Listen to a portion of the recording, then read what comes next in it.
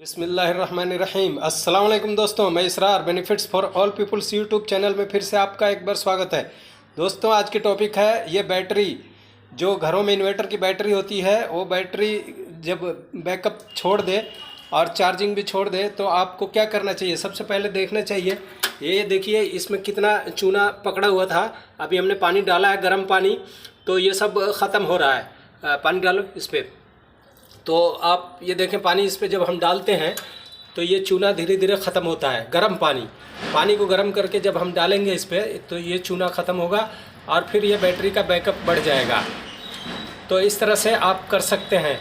आप खामखा में ये ना समझ लें कि ये बैटरी ख़राब हो गई है, नया बदलें। तो उससे बेहतर है कि पहले आप ये काम करें कि दोनों टर्मिनल के ऊपर आप इस तरह से गर्म पानी डालें ताकि ये चूना ख़त्म हो जाए, और फिर उसके बाद आप ट्राई करके देखें कि उसमें फिर से ये काम करना शुरू कर रहा है या नहीं। अगर काम करना शुरू कर दिया है तो ठीक है, वरना फिर मैं अगली वीडियो में दूसरा एक उपाय आपको बताने वाला हूँ।